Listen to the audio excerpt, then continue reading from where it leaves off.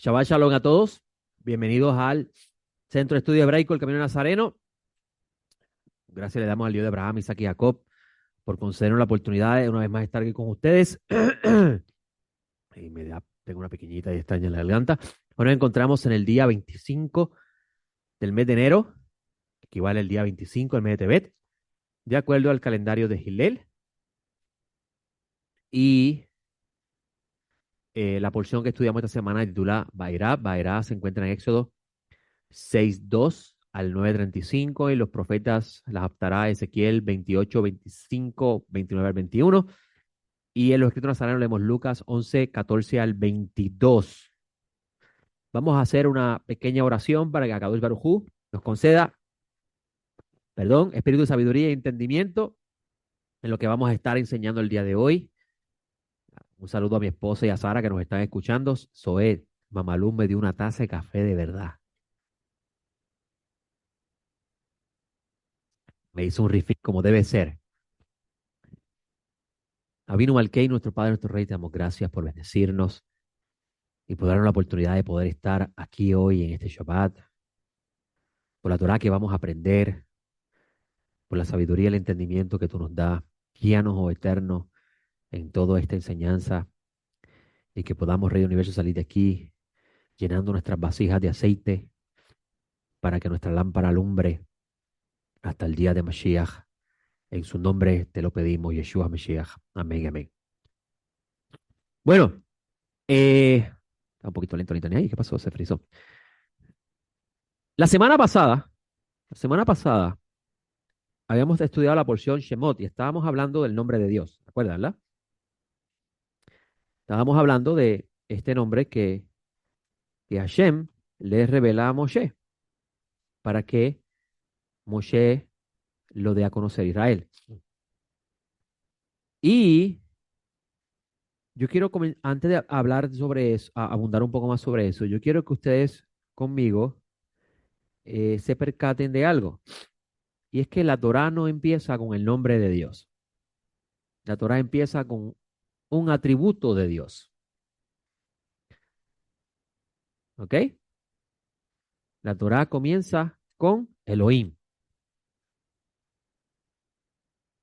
Elohim. Elohim. La palabra que usted traduce como Dios. ¿Usted se ha preguntado alguna vez por qué la Torah comienza diciendo que Dios creó los cielos y la tierra y no dice la Torah que Yud Hei Vav Hei creó los cielos y la tierra? ¿Se ha hecho alguna vez esa pregunta? Sería más fácil decir, en el principio, Yud Hei Vav Hei creó los cielos y la tierra. Pero el libro no comienza así, el libro comienza diciendo, en el principio, Elohim creó los cielos y la tierra.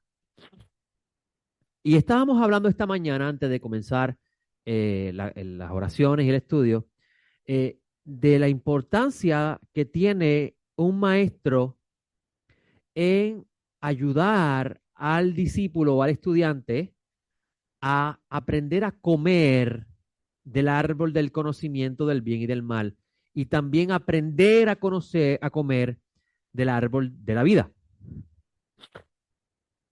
Quiero hacer un... Últimamente me están escribiendo y me están diciendo, usted hace chistes que no nos agradan, pero tengo que hacerlos, me gustan esos chistes. En Estados Unidos hay una emisora de raíces hebreas que se llama Hebrew Nation Radio. Se fundó en el 2010.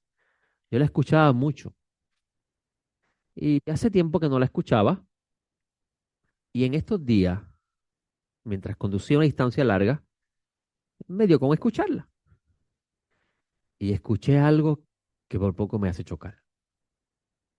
Había un maestro enseñando, una señora, que estaba diciendo que el árbol del conocimiento del bien es el Talmud, el Zohar y el Midrash. Claramente, esas palabras de esa maestra son antijudías. Por consiguiente, sus palabras claramente expresan el problema que tiene su alma, el bloqueo que tiene su alma. Yo he enseñado aquí muchas veces eh, y lo seguiré enseñando, que si usted quiere hacer que Dios no le permita entender lo que está leyendo, hable mal de los judíos, del pueblo que tiene custodio esos libros. Y yo le menciono eso porque este es un claro ejemplo de una persona que está enseñándole a ciegos cómo andar y en vez de enseñarles cómo andar, los está enseñando a tropezar. Es muy importante que usted sepa quién le va a enseñar a usted. Y no todo que anda allá afuera enseñando, diciendo palabras hebreas, enseña kosher, enseña puro. Tiene que tener mucho cuidado. Luego de esa nota, y no la dije en chiste para que nadie me insultara en el video, porque últimamente me están escribiendo por YouTube diciéndome cuánta cosa existe, hereje, falso y todas esas cosas. Eh, Estábamos hablando esta mañana del árbol del conocimiento, el bien y el mal y el árbol de la vida. Y yo quiero que ustedes sepan que la Torá, en su sentido simple, es el árbol del conocimiento del bien y el mal. ¿Ok? Y si no tienes un maestro que te la enseñe, puedes ser fácilmente engañado. Miren qué interesante. El primer Adán eh, tuvo al Nahash para seducirlo a comer del árbol que le dijeron que no podía comer. Yo le hago una pregunta. ¿Qué de malo tiene que usted sepa que es bueno y que es malo? No, eso acaso no le ayuda a usted a poder discernir, perdón, discernir las cosas. Entonces, ¿por qué Dios le prohíbe a Adán comer del árbol del conocimiento del bien y mal? No tiene sentido. ¿De alguna pregunta? ¿Acaso no es bueno que usted sepa que robar es malo? ¿No le hace un bien eso a usted saberlo? ¿Verdad? Entonces, ¿por qué Dios se lo prohíbe a Adán? ¿Ves cuán importante es tener un maestro que le enseñe a usted? Porque lo pone a pensar y lo pone a preguntarse, ¿y por qué tú escribiste o inspiraste a Moisés a escribir eso así? No tiene sentido. Todo comienza con una pregunta. ¿Por qué? Moshe, ¿qué tienes ahí? Una vara. Todo comienza con una pregunta. Los rabinos dicen, si Adán hubiese guardado un Shabbat, Hashem le permitía comer del árbol del conocimiento del bien y el mal. Y usted rápidamente va a decir, no, porque todavía Dios no le ha dado el mandamiento de guardar el Shabbat. Ahí tiene otro problema más. ¿Está usted siendo instruido por un maestro que le enseñó eso? Y no está aprendiendo la sabiduría de lo que se está detrás de lo que se está diciendo. Lo que está diciendo ese rabino o los rabinos con respecto a eso es que si Adán hubiese esperado, ¿esperado qué? ¿Que se acabara el Shabbat? No tiene sentido tampoco. ¿Hay algo milagroso por usted esperar el Shabbat? ¿Que cuando llegue el domingo algo va a suceder? Ahora, como esto es un comentario de rabinos, usted tiene que ponerse ahora en el mundo de los rabinos para entenderlo. Y yo le voy a decir, déjeme cerrar aquí algo rápido para poder asistir a los que están conectados que me están pidiendo las notas. Si un rabino está diciendo, si Adán hubiese esperado el Shabbat, Dios le hubiese permitido comer del árbol, tenga en cuenta que ya el rabino sabe qué se hace en Shabbat. ¿Y qué se hace en Shabbat? ¿Dormir todo el día? ¿Qué se hace en Shabbat? Ir a la Bekeneset, a aprender, a la casa de estudio, a la casa de reunión, a aprender. En otras palabras, lo que está ese rabino diciendo es, si Adán hubiese esperado el Shabbat, Hashem le hubiese enseñado el árbol del conocimiento del bien y el mal. ¿No le parece interesante eso? Hashem le hubiese enseñado a él qué es correcto y qué es incorrecto. Esa idea midrashica está bien interesante, ¿verdad que sí? Entonces, sabiendo Adán qué es correcto y qué es incorrecto de parte de Dios, ¿podía haber sido engañado fácilmente? Sí, sí. La, el Nahash se sabe la Biblia y la usa.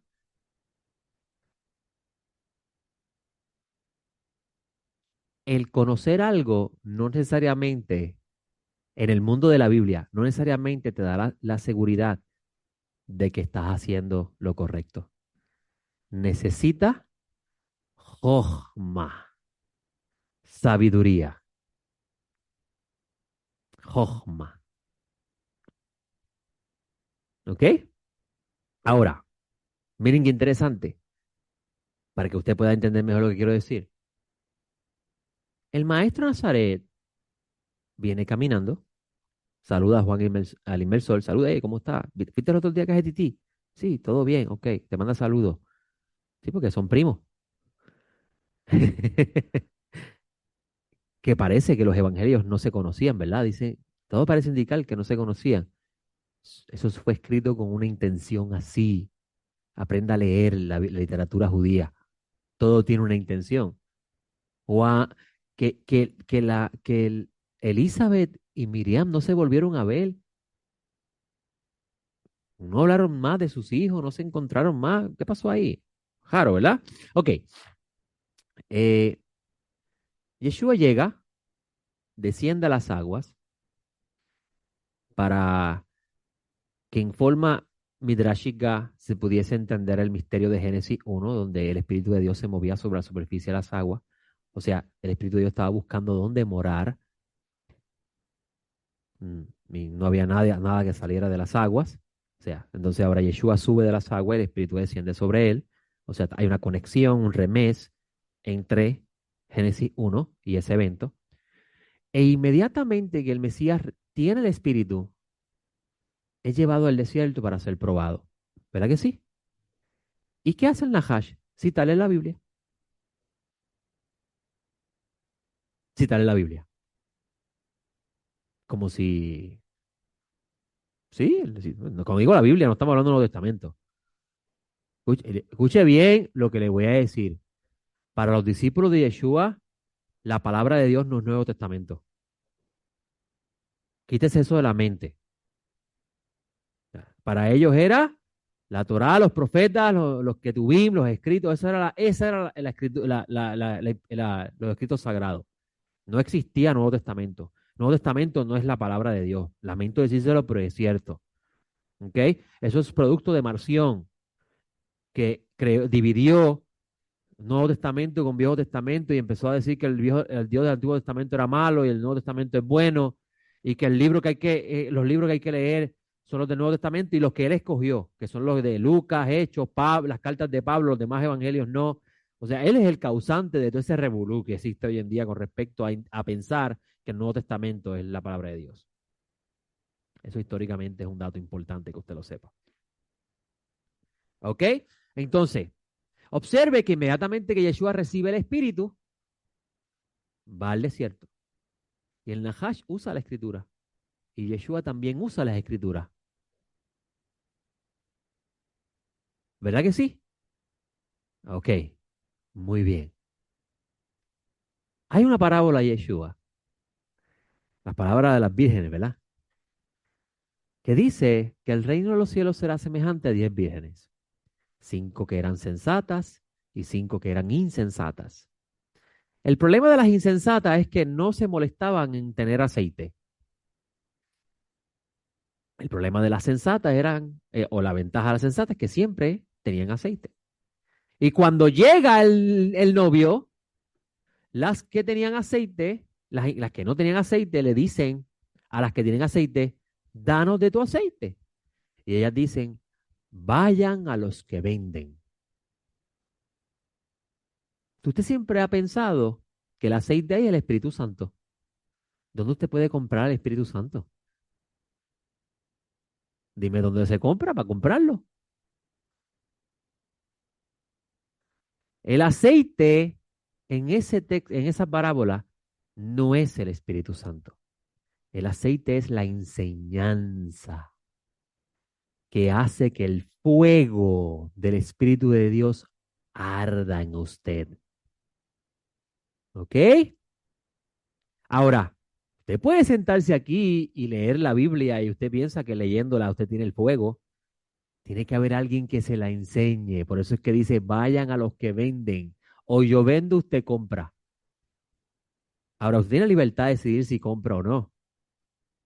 Pero si usted no compra lo que le estoy vendiendo, que es gratis, porque usted no me va pidiéndole el diezmo, usted es para usted.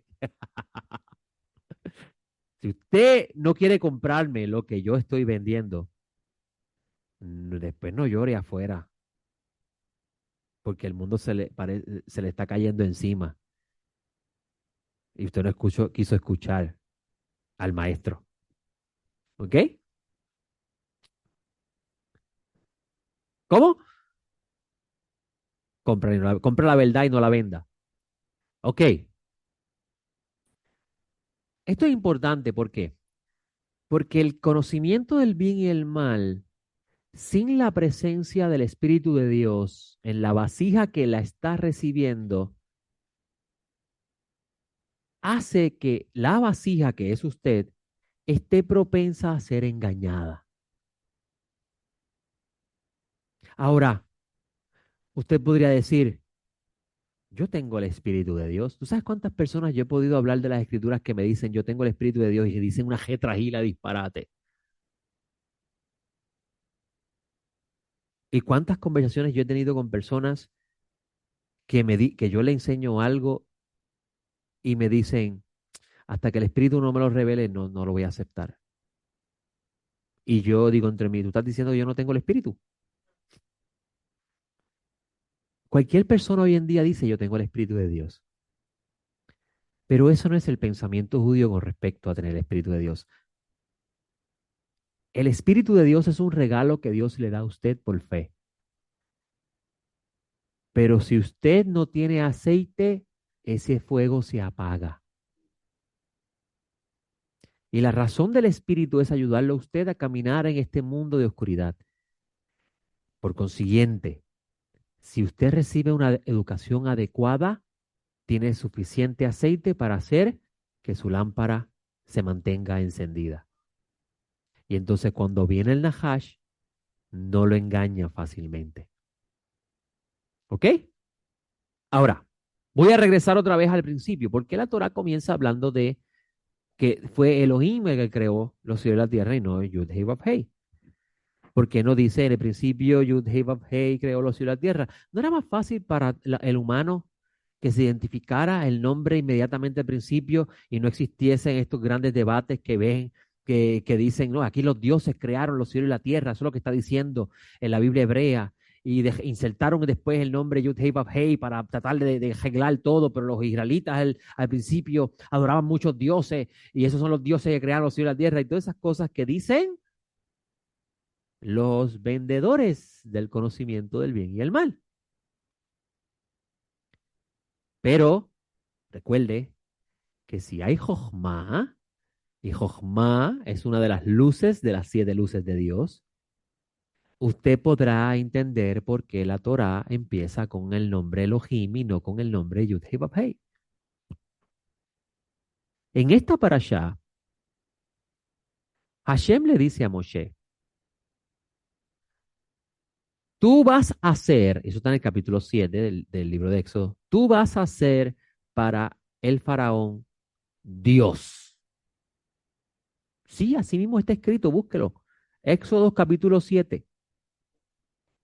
En Éxodo capítulo 7, Dios le dice a Moisés, tú vas a ser Dios para Faraón. Y nadie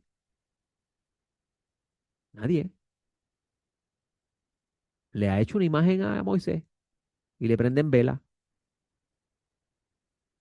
ni le cantan cánticos a Moisés. Te he puesto como Dios ante Faraón. Si usted entiende eso, usted va a entender el pecado del becerro de oro.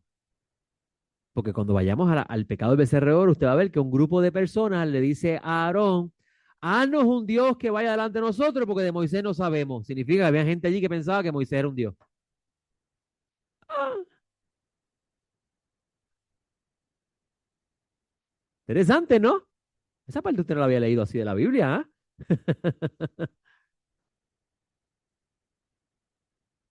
Ahora, ¿por qué Dios le dice a Moisés, tú vas a ser Dios para Faraón? En otras palabras, Hashem le está diciendo a Moshe que él va a realizar una función que está relacionado a este nombre. Y es la función de juez. Quien va a juzgar al faraón es Moshe. Entonces, ¿por qué la Torah comienza con el nombre Elohim y no con el nombre Yud-Heh Vav-Heh? La Torah comienza con el nombre Elohim y no con el nombre Yud-Heh Vav-Heh porque la Torah nos dice que la creación está gobernada con el atributo de justicia, porque un juez imparte justicia, con el atributo de justicia. Y el atributo de justicia en ocasiones no es tan agradable. El atributo de justicia cuando se manifiesta no es tan agradable. El atributo de justicia va a pesar. Estas tintas se están acabando. Acuérdame, mamá, los comprar. El atributo de justicia va a pesar en una balanza el lugar que va a ser juzgado. Y si los actos buenos son más que los malos, todo el mundo goza de bienestar. Todo el mundo, el atributo de justicia no discrimina. Pero si esa generación es malvada y los actos son más malos que buenos, se llevan enredado también a los justos. No exterminan por completo a la generación, pero se llevan también a los justos. Y por eso es que los inocentes sufren también las consecuencias de los malvados. Me explico. ¿Quién creó los huracanes? El diablo. Es un acto divino. Incluso la palabra Hateva en hebreo, tiene el mismo valor numérico que la palabra Elohim. Y Hateva significa naturaleza. O sea, la naturaleza, en la naturaleza, usted ve el atributo de justicia de Dios. Si le va echando mano a eso, usted se va a darse cuenta que cuando Hashem va a intervenir sobre Egipto, aunque Moshe es el juez, Hashem interviene con el nombre Yud-Heh Vav-Heh Elohim. Eso significa que la justicia de Dios viene acompañada de misericordia. Y por eso tú vas a ver que hay ciertas cosas que le pasa a algunos en Egipto y a otras no. Si usted aprende eso, usted va a darse cuenta de muchas cosas que pasan en el mundo. ¿Ok? Ahora, la creación comienza con el nombre Elohim porque Hashem creó un ecosistema que se va a regir bajo ese nombre, bajo ese modelo. Y es que todo tiene una ley y un orden específico. Y el ser humano cuando lo altera, ¿qué sucede? Sufre las consecuencias. Tenemos el ejemplo de erosión costera, gente construyendo en la orilla del mar, cuando construimos casas en lugares donde esos montes no son muy seguros, cuando hacemos cosas que alteran el ecosistema, Las leyes de la naturaleza que están regidas bajo el nombre Elohim, cuando se activan, no discrimina, arrasa con lo que tiene de frente. Ahora, cuando esa fuerza se manifiesta acompañado del nombre Yud Hei Vav Hei, ocurre cierta discriminación. Unos se salvan y otros mueren. Esto es importante porque imagínate si el mundo fuera solamente gobernado con este nombre. No hubiera ni uno vivo. No hubiera ni uno vivo. Y estamos enseñando estas cosas porque el libro de Shemot tiene que ver con nombres. ¿Ok?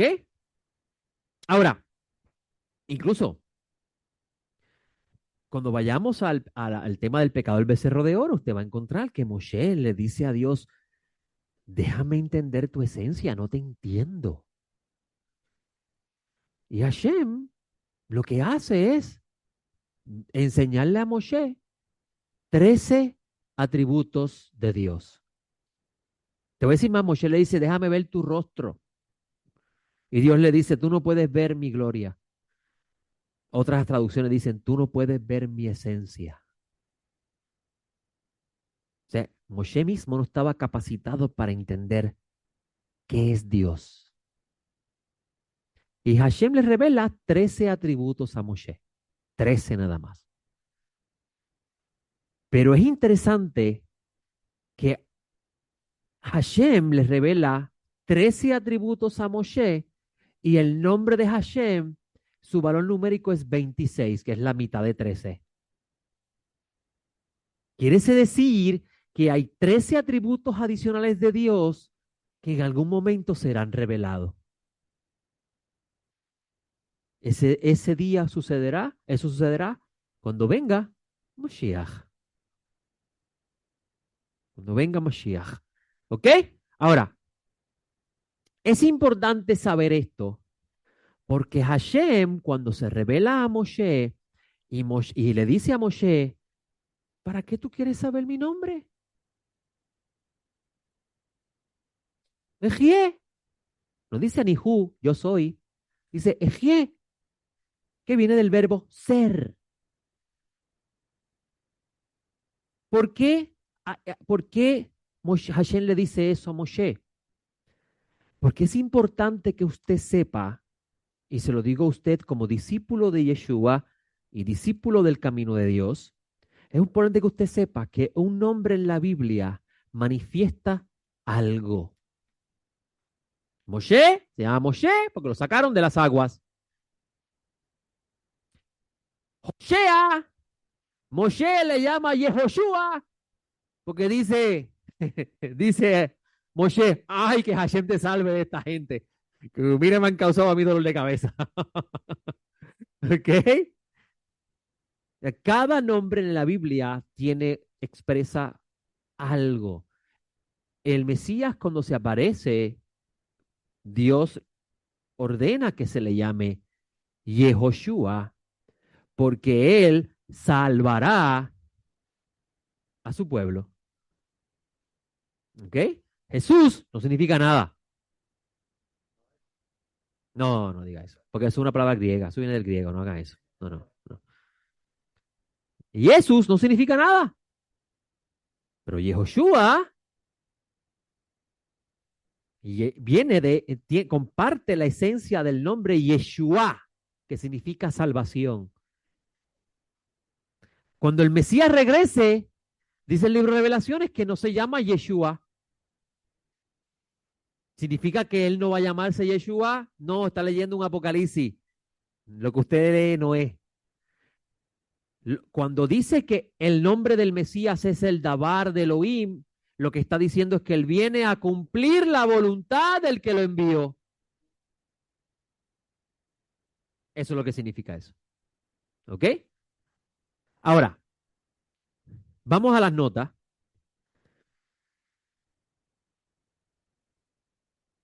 Vamos a empezar por ahí y a ver si el tiempo nos da. Nota importante para designar las comunicaciones divinas. café en la mano, importante. La Torá emplea dos expresiones. ¿Usted tiene copia? ¿No la tiene? Sí, sí, ok. La Torá emplea dos expresiones. Dabar, hablar. ¿Verdad que el libro de Revelaciones dice que cuando el Mesías regrese se va a llamar el Verbo de Dios? Pero como ya no se hablaba español, tenemos que ver qué significa eso en el idioma de ellos. En hebreo es Dabar, en arameo es Lamimra. Ahora escuche bien esta palabra. Esta palabra. Dabar, que es sinónimo a hablar. En términos generales, Dabar implica un tipo de comunicación en el que la voz es articulada con precisión y claridad. Por esta razón también es utilizada para designar un mensaje duro y estricto o una comunicación directa cara a cara, ya que en ambos casos se enfatiza claridad y precisión en el mensaje. Por razón de ello, esta palabra está vinculado a la luz, or en hebreo. Pues así como la luz nos permite, así como la luz nos permite ver con claridad el lugar donde estamos caminando, así la comunicación en el nivel Dabar nos deja claro el mensaje.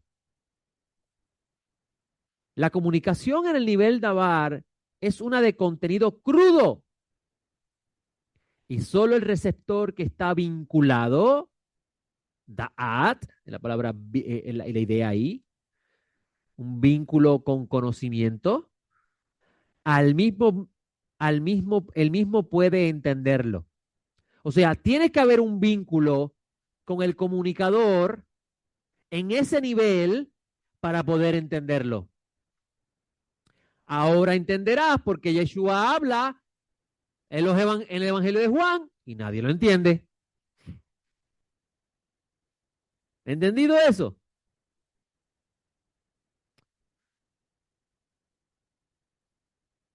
El Evangelio de Juan comienza diciendo que en el principio era el Dabar, era el verbo, era la comunicación divina. Y luego de hacer esa introducción es metáfora, no es literal. Él no está diciendo que la palabra de Dios se convirtió en un ser humano. Eso no es el pensamiento judío. Lo que está diciendo es que con el nacimiento de Yeshua, la comunicación divina clara se manifestó. Lea Hebreos. En el último tiempo, Dios nos habló por medio de su Hijo. ¿Ok? Amar, otra palabra adicional, que se traduce como decir, implica una comunicación en términos suaves, más relacionada al contenido del mensaje y a la capacidad del receptor. En muchos versículos la Torá emplea la expresión el Eterno habló a Moshe diciendo,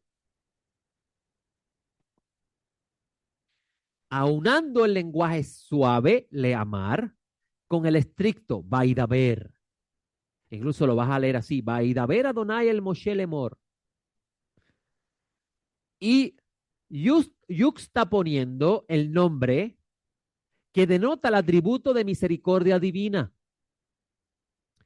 Por ello, esa expresión no tiene un carácter duro y estricto. Sin embargo, en el versículo que da inicio a esta parashá, encontramos el nombre Elohim. No dice Vaidaber Adonai el Moshe lemor, sino que dice Vaidaber Elohim el Moshe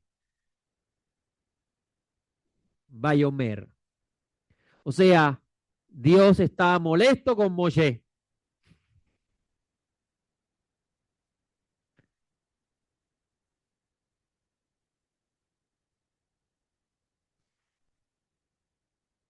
Sin embargo, en el versículo que da inicio a esta parashá encontramos el nombre Elohim, que en sí mismo denota el atributo de justicia estricta. Es esta conjunción de Vaidaber, Elohim, lo que le da un tono severo a esta comunicación. Por lo mismo, la expresión Bayomer que le sigue implica una comunicación suave distinta a la introducción por Vaidaber. Esto lo dice Gur Aryeh. La cita que él está haciendo este análisis se encuentra en Éxodo 6, 2 al 9, donde dice, y habló Elohim a Moisés y le dijo, Ani Hashem. ¿Por qué Hashem le dice eso a Moshe? Porque unos versículos antes Moshe dice, ¿para esto me enviaste al faraón?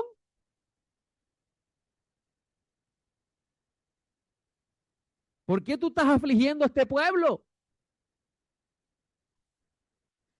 Sobre este versículo, el rabino Rashi dice, le habló con severidad, o sea, Dios le habló con severidad a Moisés, porque Moisés mismo había hablado a Dios en términos duros, al decir, porque has hecho mal a este pueblo. O sea, Rashi está entendiendo el principio midá que enemidad. Por eso te va, hermanos, el principio midá que enemidad, medida por medida, es un principio fundamental en la fe. ¿Por qué? Porque es el principio que dice, de la forma que actúas, te tratarán. De la forma que tú seas, serán contigo. Mashiach hablaba mucho de eso. Sean misericordioso como su Padre es misericordioso. Con la misma medida que midas, serás medido. ¿Ok? Es el principio midá que enemidad. Ramban Nachmanides, que es contemporáneo a Rashi, dice lo siguiente. Rashi explica que él le habló con dureza porque había sido crítico cuando dijo, ¿por qué has tratado mal a este pueblo? Y él le dijo, yo soy el Eterno, quien es fiel para recompensar con recompensa a quienes caminan delante de mí de todo corazón. En este sentido encontramos la frase explicada en muchos lugares. El versículo, por ejemplo, me aparecía Abraham con el nombre del Shaddai, Dios Todopoderoso. Le hice muchas promesas y en todos los casos le dije, yo soy Dios Todopoderoso. Pero por mi nombre el Eterno no fui conocido a ellos. Lo que está diciendo esto no es que Abraham, Isaac y Jacob no sabían el nombre de Dios. Lo que está diciendo esto es que con lo que manifiesta ese nombre, Abraham, Isaac y Jacob no lo vieron, no lo vivieron. ¿Ok? No lo vivieron. No estaba escrito aquí, pero mi nombre el Eterno no les di a conocer. Más bien está escrito, pero por mi nombre el Eterno. O sea, en otras palabras, la traducción debía haber dicho, debía haber sido escrito, pero por mi nombre el Eterno. No me reconocieron no me reconocieron a ellos, es decir, no me reconocieron en mi atributo de mantener la fe por razón de la cual mi nombre es llamado Yud-Hei Vav-Hei. Lo que denota que estoy seguro de cumplir las palabras de mi promesa. De hecho, hice promesa a los patriarcas, pero no las cumplí durante su vida. Todas estas son palabras de Rashi. Su intención es explicar que el cumplimiento de su promesa a los patriarcas no había tenido lugar, a pesar de que el tiempo para el cumplimiento no había llegado en la vida de ellos y en consecuencia la ausencia de tal cumplimiento no era una indicación de una falta de su fidelidad, ya que el tiempo no había llegado. O sea, en otras palabras, el hecho de que Hashem aplace algo no significa que Hashem no lo va a hacer. Es que no ha llegado el tiempo de hacerlo. ¿Ok? Sin embargo, él no era conocido por los patriarcas en el cumplimiento de su promesa. Ninguno de los patriarcas vio que la tierra iba a ser de ellos. Pero con esta interpretación, Rashi no ha explicado correctamente el lenguaje del texto. Bien interesante, aunque Rashi explica eso, Raman dice, ¿hay algo más? Según su interpretación, debería decirse, lo o dati, y mi nombre el Eterno, no les di a conocer, en lugar de lo no dati, no me di a conocer, como dice el texto.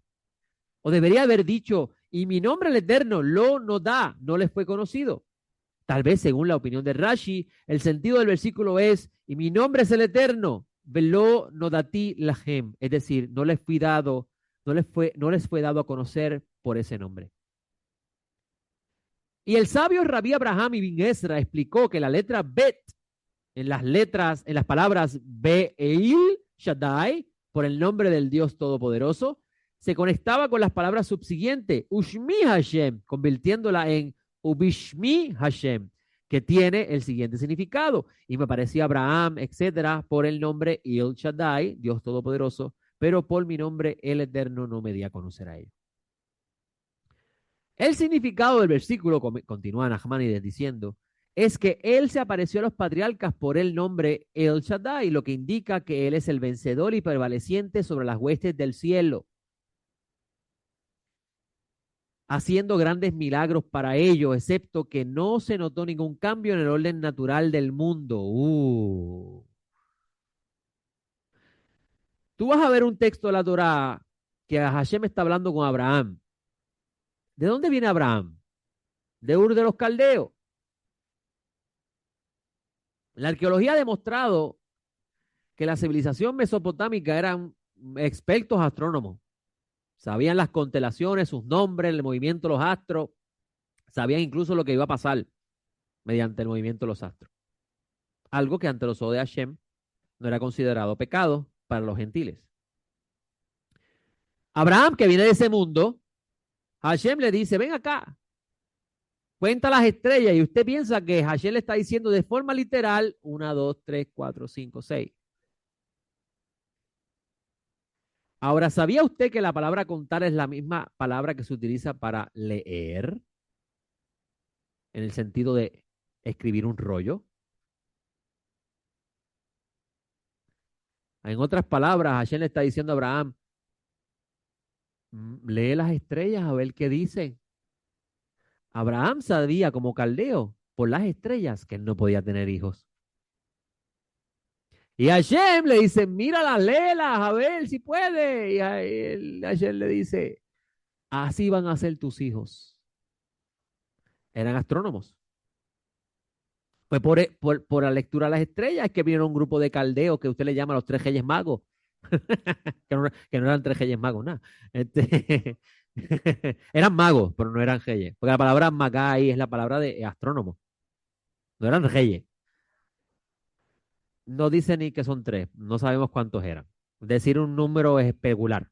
Pero o sea, vinieron, que es para que se cumpliera lo que está diciendo Mateo en otras palabras, que en ese tiempo se cumplió lo que dijo el profeta Balaam, una estrella nacerá en Jacob.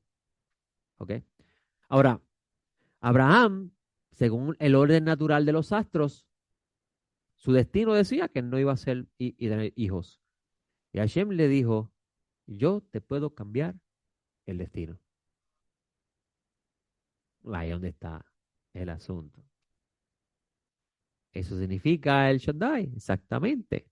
Por eso es que Nachmanides dice, el significado del versículo es que él se le apareció a los patriarcas por este nombre, el Shaddai, lo que indica que él es el vencedor y prevaleciente sobre las huestes del cielo. Las huestes del cielo son las estrellas, haciendo grandes milagros para ellos.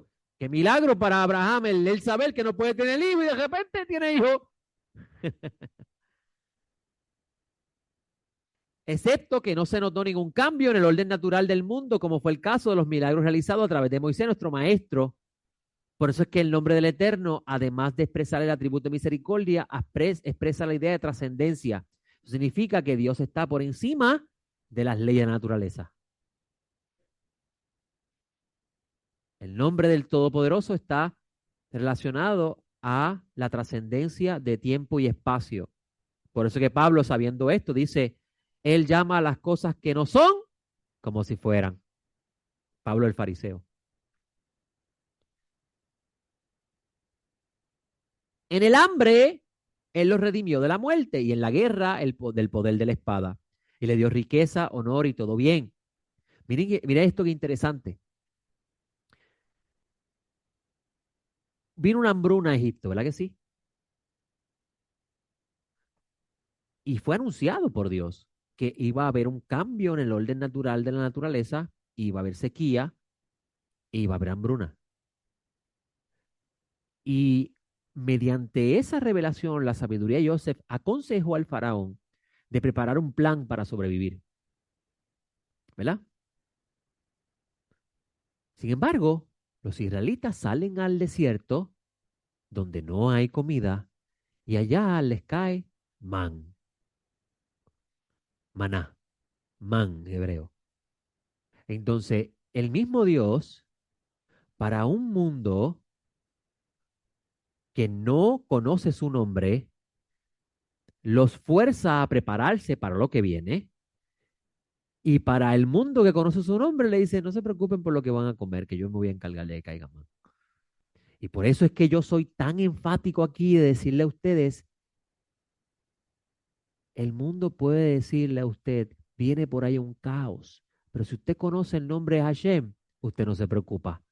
Ahora, si conoce a Dios por el nombre Elohim, póngase a prepararse que viene por ahí, se va a poner la cosa difícil. Así que todo está en si conoces el nombre de Dios. Y conocer no significa saber cómo se pronuncia Dios. Incluso Yeshua le dice a sus discípulos, dice en la oración, en el capítulo 17, yo les di a conocer tu nombre. Entonces yo te hago una pregunta. ¿Será acaso que los judíos del segundo templo no saben el nombre de Dios? Seguro que lo sabían. Eso no tiene nada que ver con saber cuál es, como dice Michael Root, que es que en ese tiempo se había perdido la pronunciación del nombre de Dios. No, estás leyendo el Evangelio de Juan. Lo que Yeshua está diciendo es que él le dio a conocer que es sinónimo de manifestar su nombre. Yeshua estaba manifestando el nombre de Dios. Yeshua hace cosas contra la naturaleza. Camina por encima del agua, multiplica los peces, levanta a uno que había muerto.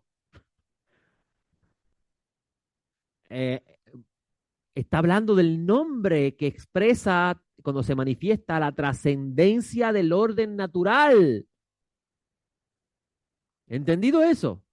Entonces, si usted conoce a Dios, a Hashem, bendito sea, usted va a comer sin preocupación. Pero si no conoce a Hashem, que conocer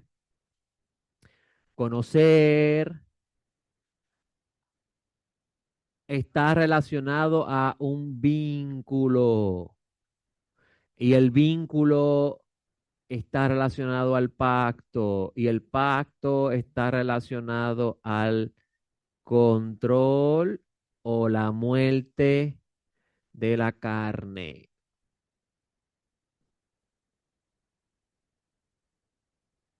Usted no puede decir que conoce a Hashem si anda con la carne haciendo lo que le da la gana.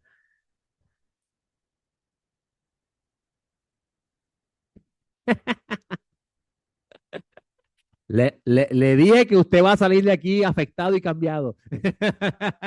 Para bien, para bien. Ok, seguimos aquí porque mucho para leer. En el hambre los redimió de la muerte y en la guerra del poder de la espada. Y les dio riqueza y honor. Pero si morimos a toda la carne, ¿no perderemos el deseo de vivir? Es una excelente pregunta. Si morimos a toda la carne. Cuando estamos diciendo morir a la carne, estamos hablando de los deseos de la carne. No significa que pierdas el deseo de vivir. Es entender que tú tienes un cuerpo que tiene que realizar una función en este mundo. Tienes que trabajar, tú tienes que comer, tienes que procrearse, pero todo dentro de las medidas que Hashem ha establecido. ¿Ok? Él los redimió de la muerte y de la guerra, el poder de la espada, les dio riquezas, honor y todo bien, tal como todas las garantías mencionadas en la Torah en la sección que trata de las bendiciones y maldiciones. No es la naturaleza la que obliga al hombre a ser recompensado como por el cumplimiento de un mandamiento o castigo por cometer una transgresión. Échale usted mano a eso. No es la ley de naturaleza la que recompensa o castigo al humano por los actos. Eso lo realiza Hashem. ¿Ok? Sino un milagro. Un milagro.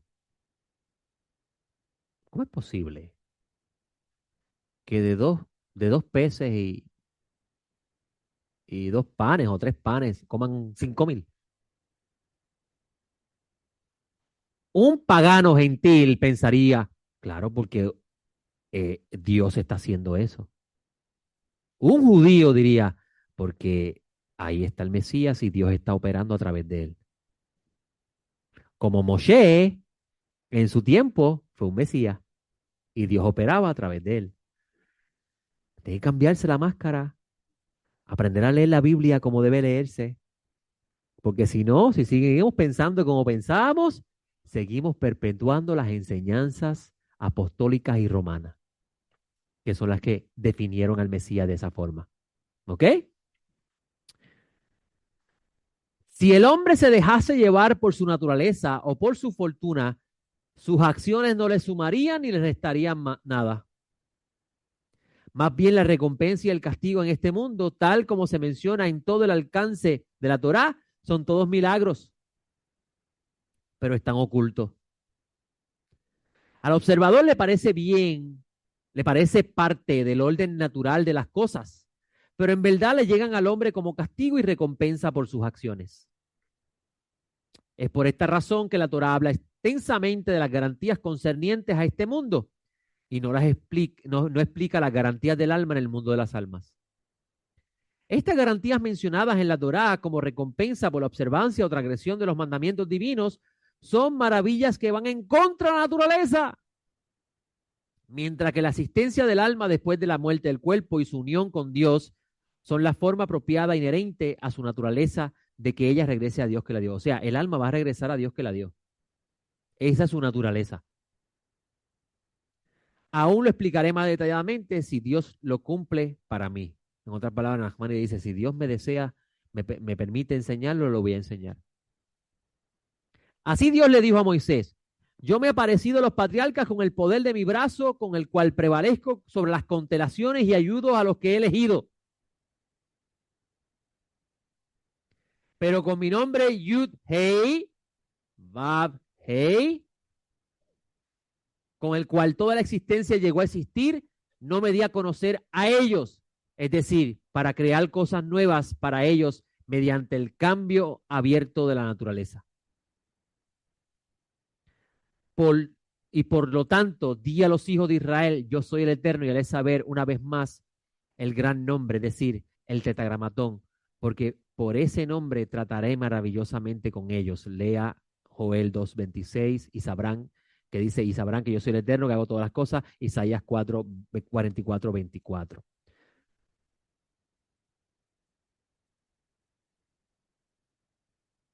Esa persona que hace ese comentario, mire lo que me escriben. Leí un comentario de alguien al respecto que ese milagro de los peces y el pan fue porque todos los que estaban en el lugar sacaron y compartieron de lo que tenían. Ese es un maestro que está comiendo del árbol del conocimiento del bien y el mal y no tiene jojma.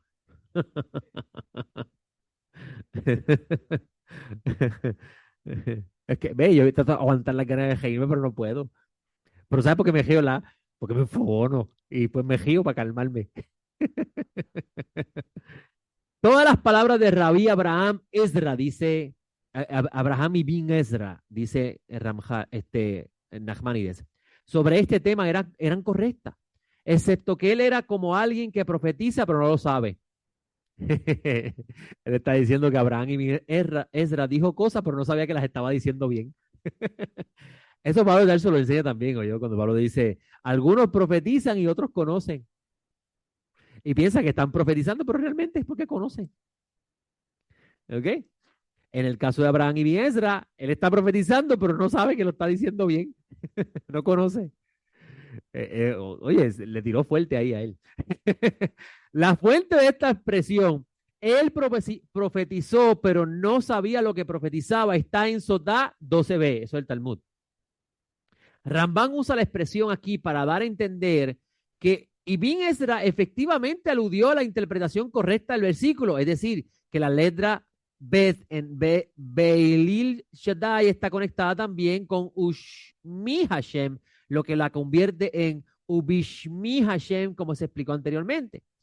Pero sugiere Rambán es Nachmanides, todavía hay una pregunta que debe plantearse sobre la explicación de Ibn Ezra, como se explica más adelante en el texto. Incluso, según su interpretación, el versículo debería haber dicho, yo me di a conocer a Abraham, etcétera, por el nombre Il Shaddai, pero por mi nombre Hashem, que describe mi verdadera esencia, no me di a conocer a ellos.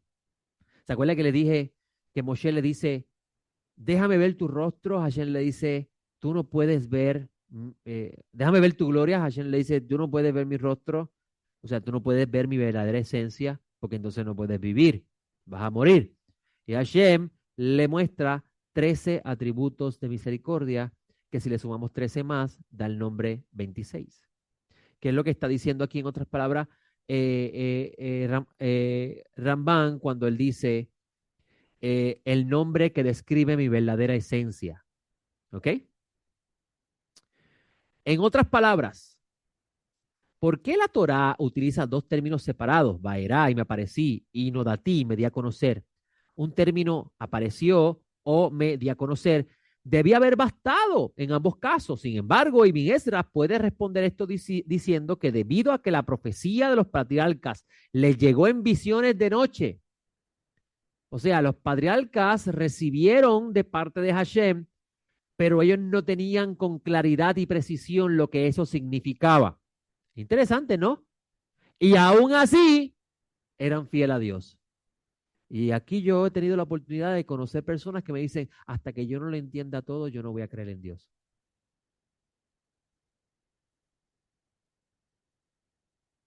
Y Abraham, Isaac y Jacob no lo entendían todo y fueron fieles hasta el día de su muerte. ¿Ok? Importante porque hay una doctrina allá afuera que dice que la verdadera salvación es el conocimiento. That's not true. No, no. El conocimiento va a llegar como consecuencia de la fe. Y incluso moriremos y no lo sabremos todos, pero cuando venga Mashiach veremos cara a cara, tal como fuimos conocidos. En otras palabras, Pablo de Tarso está citando a Moshe, que Moshe le decía, déjame entender tu esencia. O sea que cuando venga el mundo por venir, donde no habrá tumá, no habrá impureza, no habrá posibilidad de dañar la idea de Dios, que como tenemos hoy en día, tenemos tanta gente hablando de Dios según ellos entienden, divorciándose de las raíces y la fuente de a quien se le entendió, se le entregó la custodia de eso. Tenemos un montón de gente creyendo cosas. El domingo pasado me entretuve viendo una serie con mi esposa que tiene que ver, que trata sobre cómo los mormones poblaron Utah y formaron su propio gobierno allí. Y ellos decían que ellos son el reino de Dios y todos los infieles hay que matarlos. Y eran más malos que el diablo.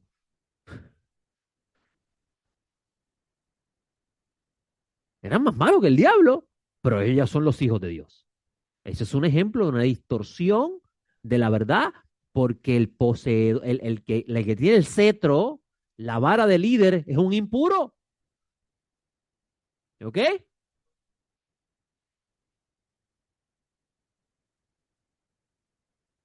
Ok, voy aquí.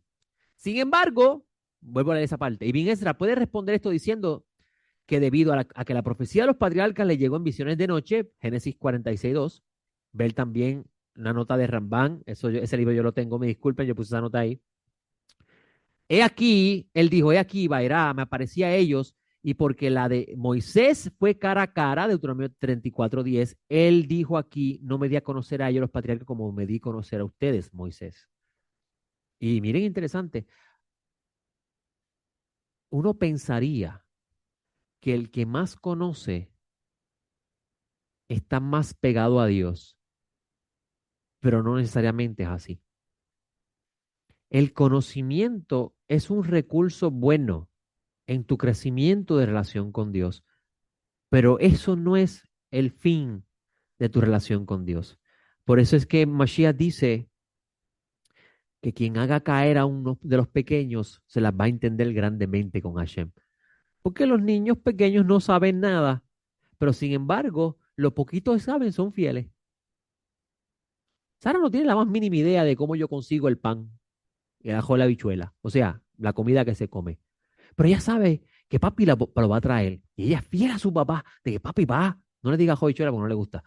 Papi va a traer la comida a casa, por lo que ella confía de lo que sabe. Así debe ser, escuche bien, tu relación con Hashem. Lo poquito que tienes, sé fiel, porque después serás recompensado grandemente. Si usted piensa, incluso Pablo Darso habla mucho de eso, de lo que están constantemente estudiando y nunca terminan. No diciendo con eso que estudiar es malo, está haciendo una crítica contra esas personas que piensan que no, no, hay que seguir aprendiendo para poder llegar a la verdad. Eso Hashem me ayudó muchísimo me ayudó muchísimo a entender cómo hay personas que no saben nada, pero con lo que saben son fieles hasta la muerte. Y no se van a perder por eso. Ahora, les tenga por seguro que están en la primera fila de la academia de aprendizaje cuando venga el Mesías. Porque eso hay que limpiarlos de verdad, con todas las cosas que saben. Y eso, por eso es que Pablo de Tarso, y esto es una de las cosas que es necesario que usted entienda, porque entonces usted va a leer a Pablo de Tarso y usted va a tener problemas con Pablo. Yo he mencionado aquí muchas veces que es importante que usted sepa que para Pablo el Mesías venía en su época. Pablo jamás pensó que el 2025 iba a llegar. Primero que no existía el calendario gregoriano, ¿verdad? Pero para que ustedes sepan que 2000 años después, Pablo jamás pensó que se iba a pasar. Pablo jamás pensó que sus cartas iban a reemplazar la Biblia hebrea. Jamás. Pablo jamás pensó que sus cartas las iban a llamar la palabra de Dios. Jamás pensó eso. Pero Pablo, sabiendo que en el tiempo que él estaba viviendo el Mesías podría regresar, porque ellos lo esperaban, él le dice a un grupo de gentiles que no tenían acceso a la educación que tiene un judío: no se preocupen por guardar el Shabbat, no se preocupen por la fiesta, no se preocupen por estudiar Torah. Si Mashiach viene y cuando venga todo eso ustedes lo van a vivir. Quédense con lo que yo les estoy enseñando. Pero en estos tiempos, ¿son iguales? No. Aunque debemos vivir todos los días pensando de que el Mashiach viene, lo que usted sabe ahora no lo sabía Pablo de Tarso. ¿Entiende lo que le estoy diciendo, verdad? Pablo jamás se imaginó que el galut, el exilio, iba a durar más. Nosotros no sabemos cuándo. Pero yo le digo una cosa, por allá había gente enseñando que la guerra que está teniendo Israel con los palestinos, con Hamas, es el señal que viene el fin. Pues mira, ¿sabes qué? Ya se acabó y no ha llegado el fin. No se puede vivir así. Se tiene que vivir con la lámpara llena de aceite, no en la, ahora es que, cariño, vete, cómprate un faldo de ajo, que viene el fin. No se puede vivir así. ¿Por qué? Porque el miedo no te ayuda a progresar con Dios. Eso me gusta mucho de los javinos. Los javinos dicen, la presencia divina no se posa en una persona que está triste. Una persona que está triste es una persona que está con preocupaciones. Y un miedo es una preocupación.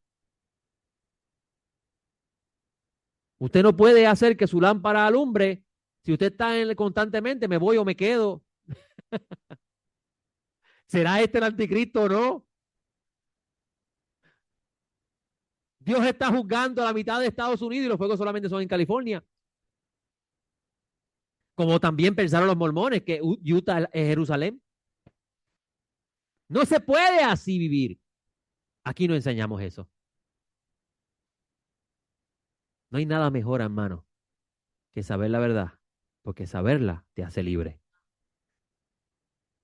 Los que no conocen la verdad son esclavos de lo que saben. ¿Ok? Vamos a seguir aquí. Por medio de la verdad, ok, estábamos hablando de la verdad. En este caso, para Nachmanides, la expresión la verdad, the way of truth en inglés, es la enseñanza de los aspectos místicos de la Torá, lo que usted llama Jochma, la sabiduría, la, la sabiduría interna de la Torá, que en el tiempo de Yeshua se llamaba el Ras, Hashamaim, los misterios de los cielos. En la época talmúdica se llamaba Torah Hasod. En la época medieval ya tiene el nombre de Kabbalah, que significa recibir. Lo que ellos recibieron de los maestros que profundizaron con respecto a las cosas de Dios. ¿Ok? Dice él, por medio de la verdad, el verso puede ser explicado en consonancia con su significado e intención claro. Él está diciendo, yo, el Eterno, me aparecí a los patriarcas a través del espéculo de El Shaddai. ¿Sabe qué significa espéculo, verdad? Como un espejito, ¿verdad? Un espejito. O sea, Hashem se manifestó a Abraham, Isaac y Jacob a través de un lente que se llama El Shaddai. Oye, eso me salta, me acuerda a alguien que dijo, ahora vemos mediante un espejo borroso.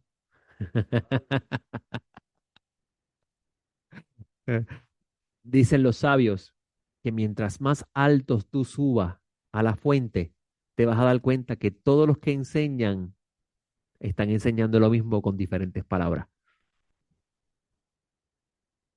Eso es importante porque este hombre, Nachmanides, separa a Pablo de Tarso por 1000 años. Y Pablo está diciendo que ahora todo vemos a través de un espejo y él mismo dice que también los patriarcas vieron manifestaciones de Dios a través de un espejo, un lente pequeño. Interesante, ¿no? Eso. Ok, se me está enfriando el café y todavía queda gasolina. Dice,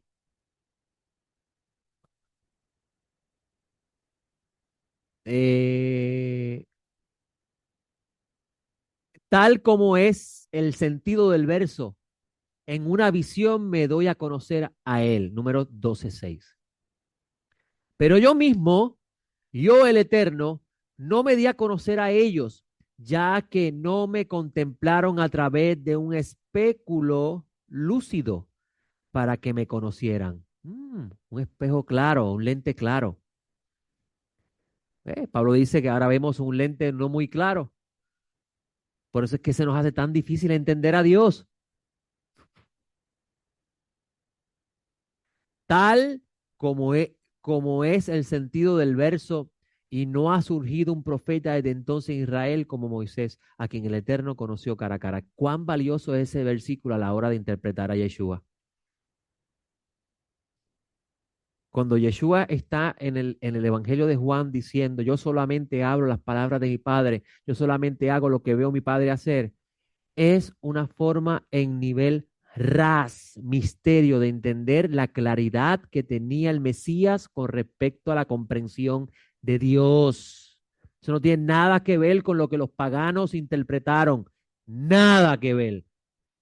¿Ok?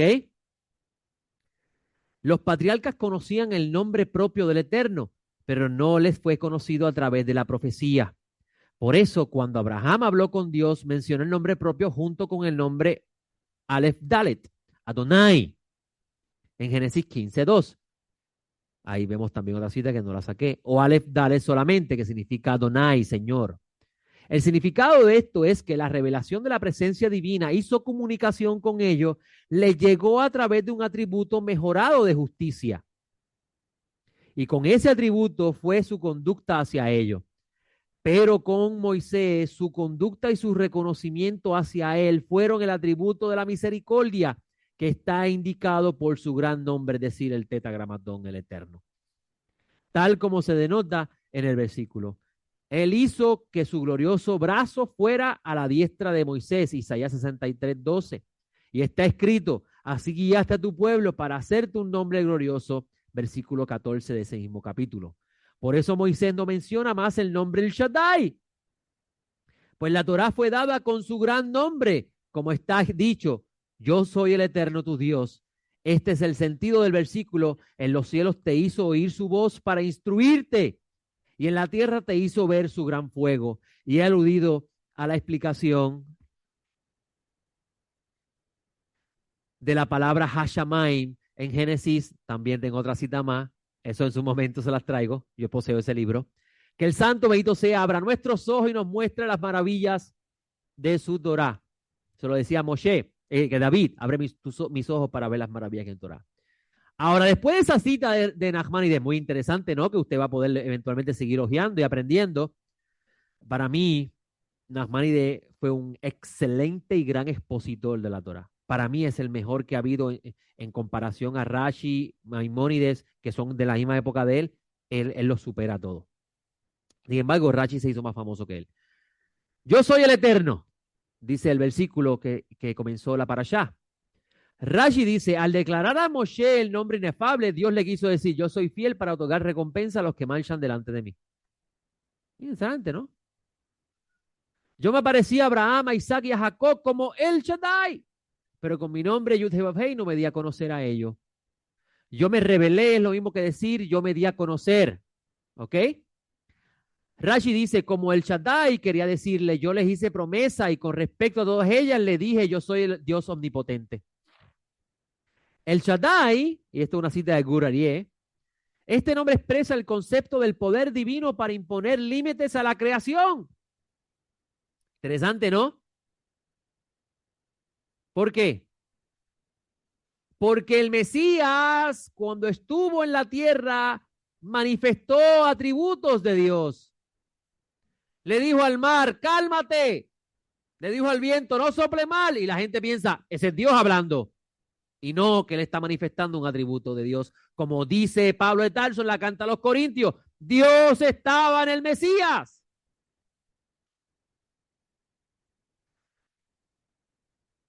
Pero también implica la idea de suficiencia absoluta. Yo soy para ti más que suficiente. En Génesis 17:1, Rashi traduce el versículo como yo soy aquel que posee suficiente poder en mi divinidad para toda criatura. Shaddai es un compuesto de que es suficiente. ¿Cómo yo comparo esto? Esto yo lo comparo con una persona que compró una casa y tiene una finquita. Y la finquita son 1000 metros. Y él está completamente satisfecho con esos 1000 metros y de ahí él tiene arbolitos de China, mango, plátano, bueno, le gustan mucho los tostones, yautía, malanga, y él le da gracias a Dios todos los días porque tú has sido más que suficiente a darme esto. ¿Por qué le digo eso? Porque la palabra Shaddai comparte la misma raíz de Sadeh, que significa un campo sembrado, del cual tú te beneficias y es más que suficiente. ¿Ok? Por consiguiente, está, por consiguiente, este nombre está directamente relacionado con el hecho de hacer promesa y cumplirla, ya que implica que él posee el poder suficiente para hacerlo.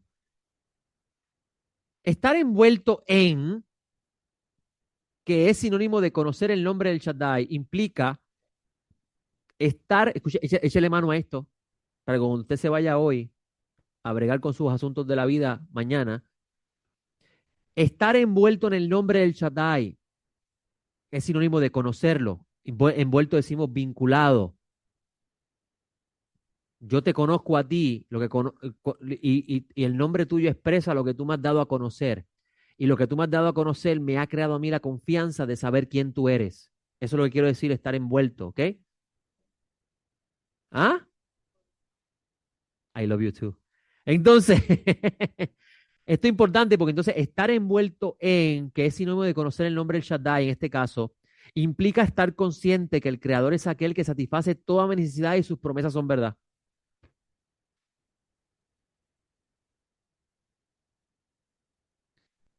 Mejilta de Rabí Shimon Ben Yochai. Ahora, esto significa que tú tienes que estar satisfecho con eso. Hashem cubre todas mis necesidades y estoy satisfecho con eso. Pero eso es, hasta ahí llega el nombre de Dios. Yo comparo eso con el caso de Hannah, que su marido le dice, mujer, ¿acaso yo no soy suficiente para ti? Y ella no le bastó eso y le dijo a Hashem, yo quiero un hijo. Y el milagro de Samuel está vinculado al nombre, Yud-Heh Vav-Heh.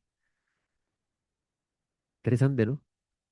Eso significa que aunque tú puedas vivir la vida pensando que, la porción que Hashem te ha dado es más que suficiente, eso no significa que tú no aspires a más de Dios.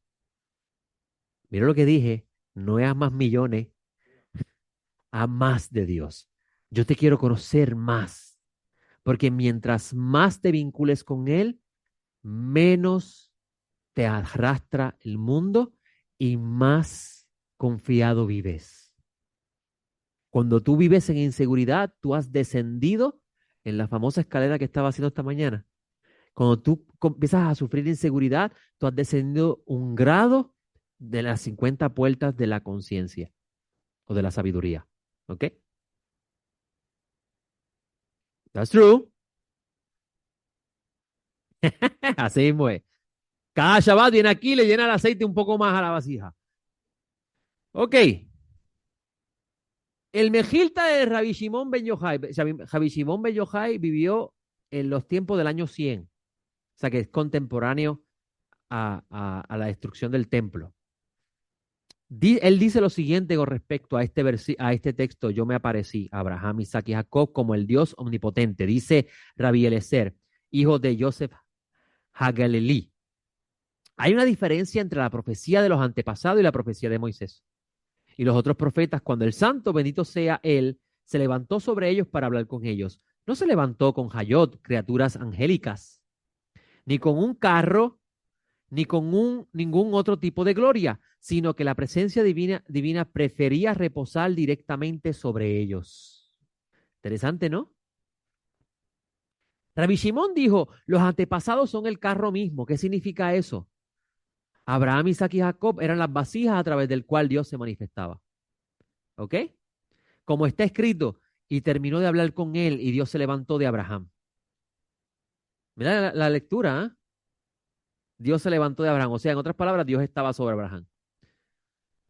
Génesis 17:22. Y aquí el Señor estaba de pie sobre él. Génesis 28:13. ¿Por qué? Porque fueron santificados para la morada de la presencia divina. Esa debe ser su aspiración, ¿o yo? Santificarse para convertirse en morada de la presencia divina es sinónimo de tener Ruach HaKodesh. ¿Ok? Pero él se levantó sobre los otros profetas con gloria, cada uno conforme a su capacidad. Cuando el santo bendito sea, se reveló a los antepasados para hablar con ellos, no se levantó con truenos, con relámpagos, con sonidos o con un torbellino, ya que conocían su poder, su fuerza, su grandeza y su alteza. Pero sobre los otros profetas, el santo bendito sea él, se levantó sobre ellos con sonidos, con estruendo, con truenos, relámpagos, con antorchas, de acuerdo con la necesidad de la gente de sus generaciones. ¿Por qué fue eso?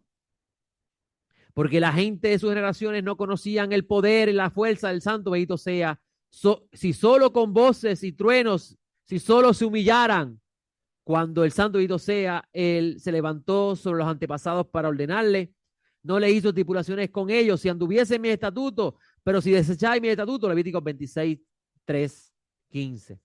¿Por qué fue eso? Porque conocían el poder de dar recompensa a los justos y castigo de los malvados. Por eso no tuvo necesidad de hacer estipulaciones con ellos. Cuando el santo oído sea hablaba con ellos, se refiere a los patriarcas, su voz no conmovía al mundo, sino que era más bien tranquila, ya que no había necesidad de que la gente de sus generaciones lo oyera. Pero cuando el santo oído sea hablaba con los otros profetas, conmovía al mundo, como está escrito, la voz del Señor quiebra los cedros, Salmo 29:5. ¿Sobre qué hablan estas palabras? Hasta que se erigió el tabernáculo. Pero cuando se erigió el tabernáculo, él aisló un lugar para su discurso, para que el mundo no se conmoviera. Cuando el santo bendito sea ordenaba a los antepasados que se trasladaran de una tierra a otra, no les prometía lo que les haría. ¿Por qué? Porque eran fieles. Pero, ¿cuántas promesas le hizo a los demás profetas? Y si tan solo los pueblos de sus generaciones confiaran en ellos, ¿cuántas promesas le hizo a nuestros padres? En Egipto a una tierra que fluye leche y miel, de Egipto a una tierra que fluye leche y miel, Éxodo 3:8. Y lo mismo en el desierto, pero aún así dudaban. Así que si usted piensa alguna vez, yo voy a confiar en Hashem si él gemenea los cielos y escucho su voz. Los hombres que no vivieron esa experiencia, Abraham, Isaac y Jacob, confiaron en Hashem. Y la generación que vio la grandeza allí en el Sinaí, no confió. Por eso es que le decía al principio que esas personas que dicen, cuando yo conozca todo, entonces voy a creer. No funciona así.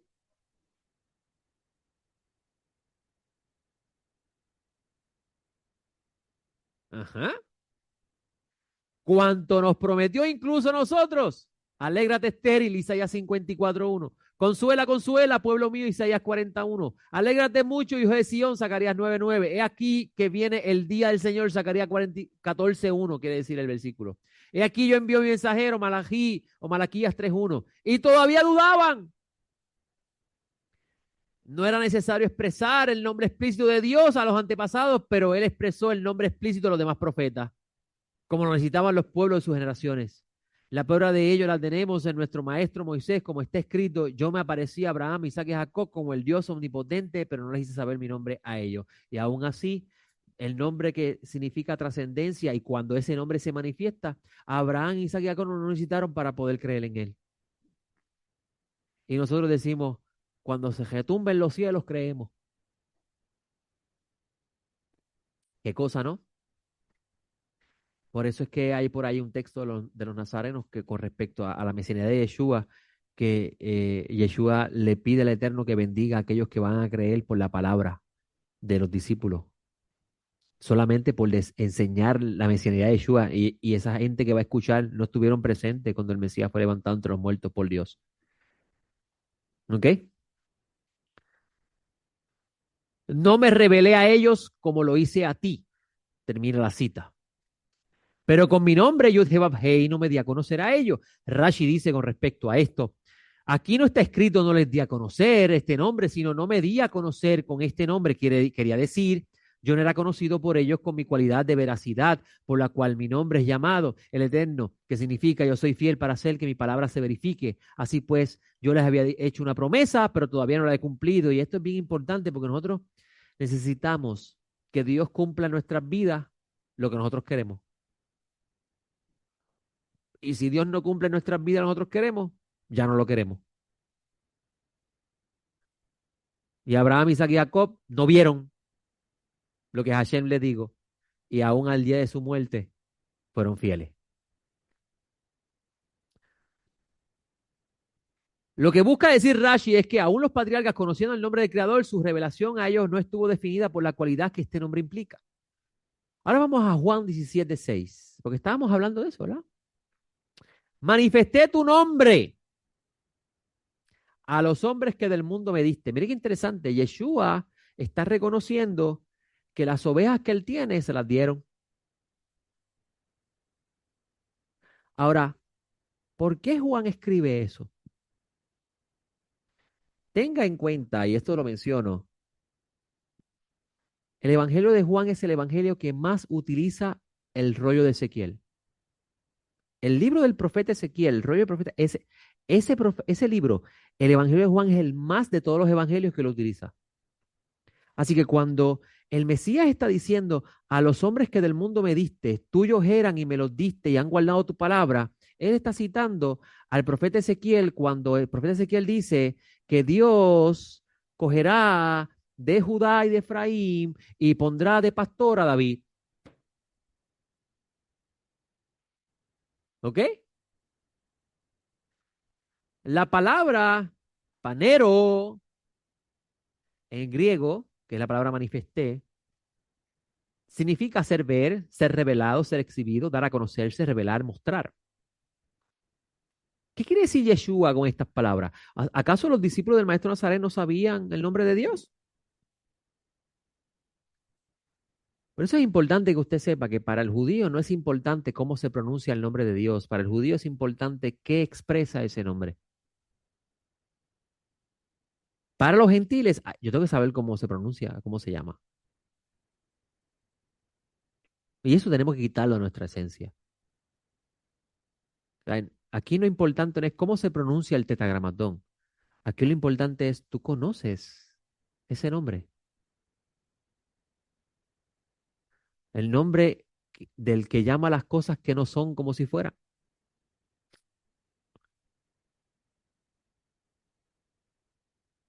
Versículo 4 esta para allá dice: también establecí mi pacto con ellos para dar la tierra de Canaán, tierra de sus peregrinaciones en las cuales vivieron. Y ahora yo he escuchado el gemido de los hijos de Israel, a quienes los egipcios hacen servir, y he recordado mi pacto. O sea, Hashem estaba entretenido en otros asuntos. ¿Cuál es el pacto que Hashem ha recordado? El que le hizo a los patriarcas. Escuche bien, el pacto del cual Hashem está hablando en esta parashá no es el pacto del Sinaí.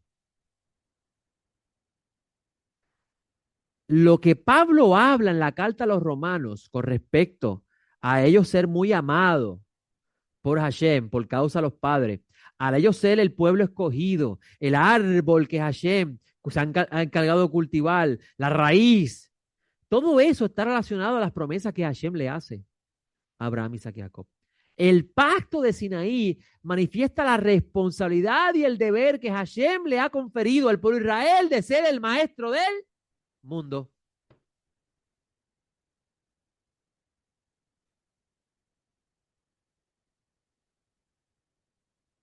¿Con qué? Lo que pasa es que el pacto de la circuncisión tiene dos etapas. En el caso de Abraham, comienza a manifestar la responsabilidad del deber que va a tener Abraham y su descendencia de vivir en fidelidad a Dios. Y en el Sinaí eso se afirma. ¿Ok? Vas a ver que cuando se habla del pacto que Hashem ha recordado, estamos hablando del pacto que Hashem hizo con Abraham, que usted lo va a leer en Génesis 15, 13, 14, 18, 21 y 17, 1 al 2, que no se los voy a leer por razón de tiempo. A Isaac, Génesis 17, 8, Génesis 26, 1 al 3. A Jacob, Génesis 35, 11, 12. Estos versículos nos ayudan a entender la relación que tiene el nombre El Shaddai con el nombre Yud-Heh-Vav-Hei que será dado a conocer a los israelitas en Egipto. La implicación de la severidad con la que Elohim habló a Moshe está ligado a estas promesas. Dios habló a Moshe en términos severos porque éste había visto la acción de Faraón como un mal ocasionado por Hashem. Por ello, Hashem le responde con una afirmación envuelto en el atributo de severidad como respuesta a la pregunta que Moshe de por qué lo había enviado. La misión de Moshe gira alrededor del cumplimiento de las promesas de los patriarcas. La revelación del nombre El Shaddai a los patriarcas nos habla de Dios ser más que suficiente para ellos, aunque las promesas hechas a ellos no se verían de inmediato. Sin embargo, llegado el momento, y el texto clave es, y ahora yo he escuchado el gemido de Israel, que surge de Éxodo 2, 23, 25, después de muchos días sucedió que el rey de Egipto murió, y los hijos de Israel gemían a causa de la esclavitud y clamaron, y por causa de la esclavitud y su clamor subió delante Elohim, y oyó Elohim su gemido, y recordó Elohim su pacto con Abraham, con Isaac y con Jacob, y miró Elohim a los hijos de Israel, y los recordó.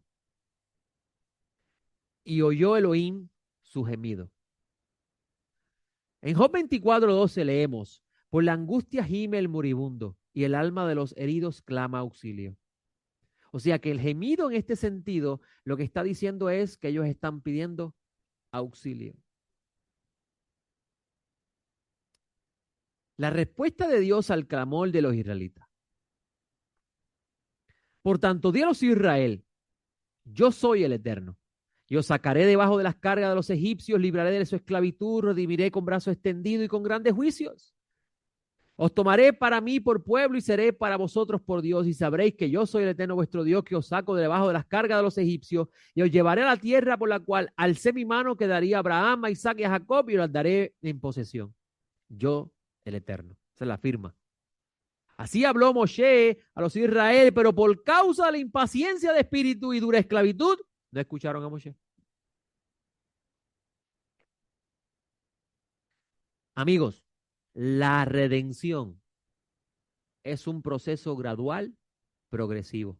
Eso no ocurre de inmediato.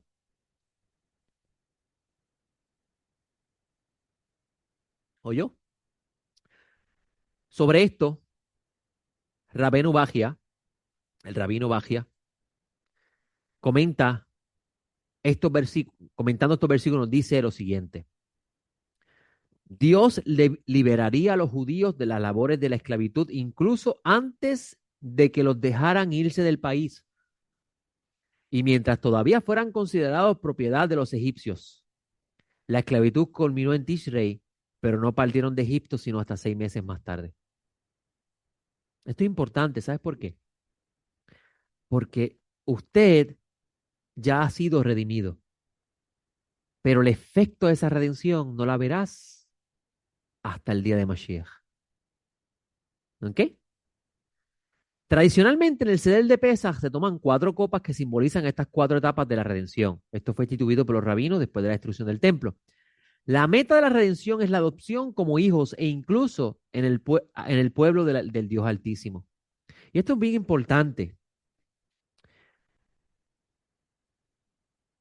No todos los que salieron de Egipto fueron adoptados como hijos. Es importante que usted lo sepa. La Biblia dice que salió una multitud mezclada con el pueblo de Israel y de ellos no se habla después del Sinaí. Algunos comentan que los que escucharon la oferta del pacto y la responsabilidad que esto llevaba, que eran de las naciones, y dijeron, sí, yo lo voy a hacer, fueron automáticamente injertados en la familia de Israel. Y otros escucharon las palabras, no aceptaron la responsabilidad de eso y siguieron cada uno para sus países, pero recordaron al Dios de Israel. Esta idea rabínica es bien interesante porque lo vemos en el libro, en los escritos nazarenos. Pablo de Tarso habla del árbol del cual unos fueron injertados y el libro de Revelaciones habla de las naciones estando presentes al frente del árbol. En los últimos capítulos del libro de Revelaciones, en los Anjabá. Interesante eso, ¿no? E incluso en los profetas, como en el caso de Isaías, usted va a ver que Hashem habla de aquellas de las naciones que se han unido a Hashem para servirle. Tendrán un lugar cercano a Dios. ¿De dónde el profeta puede abundar más en esa profecía si no vemos esas cosas que no están escritas del todo, pero el pueblo de Israel las conoce? También murieron muchos en el desierto que se consideraban incluso los Eref Raf. ¿Qué es un Eref Raf? Un mezclado.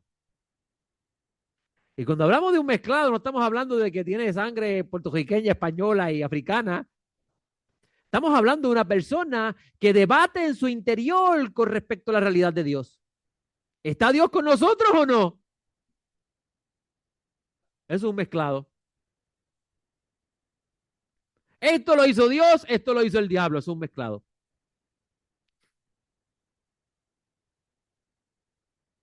Si soy próspero, es bendición de Dios. Si hay maldición, eso es el diablo. Es un mezclado. Y esos mueren en el desierto y no son contados como parte del pueblo. Porque los ministros de Hashem no pueden ser el Efraín. Y tú vas a ver en el libro de Revelaciones que hay un Erefram, una multitud, después de los 144,000 que representan el árbol de la vida. Es un número simbólico. 144,000 es lo mismo que 9, Adam, la gematría de Adam. 144,000 son los 100, representa los bloques, las piedras vivas que están construyendo la Jerusalén celestial.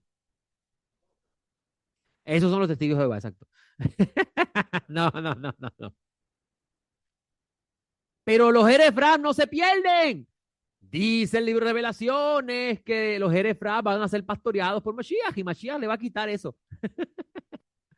Mashiach le va a ayudar a ellos a entender el bien y el mal. ¿Verdad que todo se conecta al principio? El árbol del conocimiento del bien y del mal y la necesidad de un maestro que lo explique. Mashiach llega al gran maestro Israel y coge a los Erefraf, que son los que comieron del árbol del conocimiento del bien y el mal, y por ahí hay un hermano, mi amigo, que se llama Oswaldo, que yo le presté un libro que yo estoy seguro que si él está conectado hoy, él dice, ay, yo tengo ese libro, lo estoy leyendo, porque ese rabino habla sobre eso, Pinham Wisdom habla sobre eso.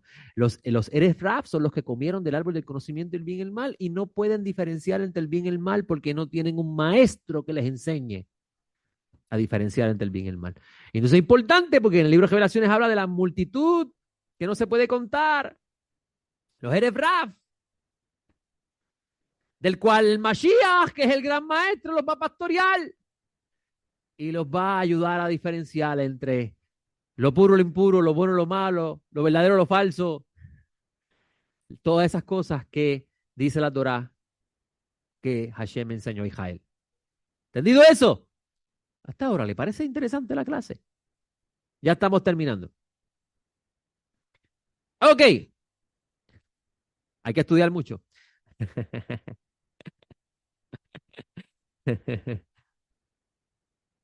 La meta de la redención es la adopción como hijos e inclusión en el pueblo del Dios Altísimo. En la literatura de los profetas leemos cómo luego del gran exilio Hashem enviará a su Mesías como un segundo Moshe para anunciar la redención. Según los sabios, este texto de Isaías 61, 1 al 11, habla de Mashiach ben Yosef. El concepto Mashiach ben Yosef es un concepto rabínico, no existía en la época del Segundo Templo, ¿yo? Pero es importante que lo sepa. ¿Por qué le llaman Mashiach ben Yosef? Porque ese Mesías va a ser como yo José, el hijo de Jacob, va a sufrir para salvar el mundo. ¿Ok? Isaías 61, 1 al 11 dice, el Espíritu de Adonai está sobre mí porque Adonai me ha ungido, me ha enviado a predicar buenas nuevas a los abatidos, a vendar los corazones desgarrados, a proclamar libertad a los cautivos y a los presos, apertura de la cárcel, a promulgar el año de gracia del Eterno y el día de la venganza de nuestro Dios, a consolar a los que lloran, a comunicar la alegría a los que lloran en Sión, dándoles hermosura en lugar de ceniza, y óleo de regocijo en lugar de lamento, y el manto de alabanza en lugar de pesadumbre, para que sean llamados árboles de justicia. Interesante, todo es un árbol, ¿verdad? Y por eso que usted ve el libro de Revelaciones, es un árbol, plantados por el Eterno mismo, para que Él sea glorificado. ¿Qué significa plantado por el Eterno mismo? Hashem se encargó de hacer que ese árbol sea bueno. Reconstruirán las ruinas antiguas, levantarán los viejos escombros, restaurarán las ciudades destruidas, los escombros de muchas generaciones. Se presentarán extranjeros a pastorear vuestros rebaños y forasteros serán vuestros labradores y viñadores. O sea, las naciones van, mientras Israel está haciendo lo que Hashem les encomendó, las naciones van a trabajar. ¿Me entiendes lo que digo, verdad? Yo voy a hacer un ejemplo nada más. ¿Verdad? Yo no considero que yo soy meritorio de eso en lo más mínimo. Pero voy a hacer un ejemplo. Mientras yo estoy estudiando Torah, yo tengo unos siervos que están cuidándome las vacas y los toros allá afuera. ¿Sabes? No tengo que salir a trabajar. Estoy haciendo lo que me llamaron a hacer. ¿Entiendes lo que le estoy diciendo, verdad? Pero eso va a ser en la era mesiánica. Yo no me considero digno de eso. Yo no, en lo más mínimo. Pero le uso de ejemplo para que usted pueda entender lo que eso significa. Lo que está diciendo ahí es que Hashem va a darle la labor a las naciones de realizar el trabajo, porque usted va a vivir en este mundo, yo en el Oran va. Usted va a vivir en este mundo, le tengo una mala noticia, no es en el cielo. Usted va a vivir aquí, una nueva creación.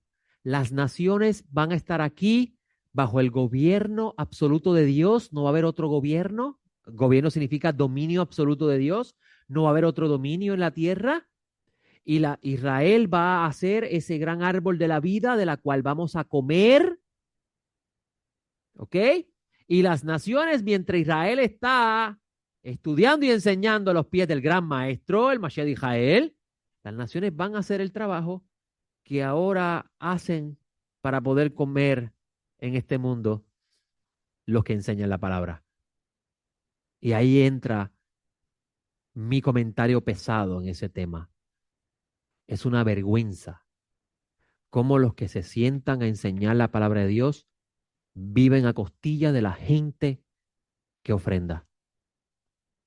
Amigos, un pastor o un maestro no tiene necesidad de estar 6 días estudiando 24 horas, 12 horas, vamos a dejarlo dormir, estudiando 12 horas o atendiendo a la iglesia.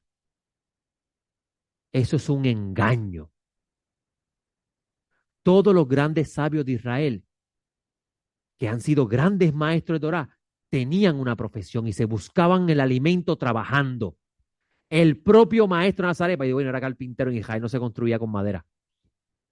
La palabra aramea para carpintero es uno que trabaja con piedras. El maestro era un stonemasonry. Y por eso, utilizando esa analogía, el apóstol le empieza a decir, ustedes son piedras vivas, labradas por el Señor. Pero si no corrigen eso, ponen a Yeshua construyendo una mesa. El maestro Nazaret también trabajaba. Pablo trabajaba. Ahora, eso claramente nos roba del tiempo que podemos envolvernos en la Shejinah a recibir la luz de Hashem. Pero los que se sacrifican en este mundo y hacen un balance entre el trabajo y la enseñanza y preservan la pureza a Hashem, será recompensado en el Anjabá con la necesidad de no tener que trabajar. Pero no para que estén acostados en la cama haciendo nada, sino para que puedan hacer lo que Hashem les encomendó hacer. Y mientras tanto, las naciones harán el trabajo que ellos hacían. Pero usted podría decir, pues las naciones se van a enfogonar. No, porque no habrá Yetzer hará. Hoy se enfogonan porque aquel enseña y aquel trabaja porque hay Yetzer hará. Pero vendrá un día donde nadie envidiará a su prójimo. Eso están los profetas, ¿oyó? Interesante, tierra, árbol, rama, fruto, sanidad del alma. Así es, mi amigo Wilfred. Vamos a seguir aquí. Para terminar, que ya el tiempo se me está acabando. Dice, reconstruirán las ruinas antiguas, o sea, hay que reparar el mundo. Levantarán los viejos escombros, restaurarán la ciudad destruida, los escombros de muchas naciones. Se presentarán extranjeros a pastorear vuestro rebaño. Y forasteros serán vuestros labradores y viñadores. Una vez hace un tiempo atrás insultaron a un rabino porque él dijo que en el mundo por venir, los gentiles van a ser siervos de Israel. Y lo insultaron, sí, muchachos, por poco lo desaforan y todo. Desaforan no por el mundo rabínico, sino que los gentiles lo faltaron el respeto. Pero él está diciendo la verdad. Pero ¿sabes por qué se sintieron ofendidos? Porque la inclinación al mal los domina.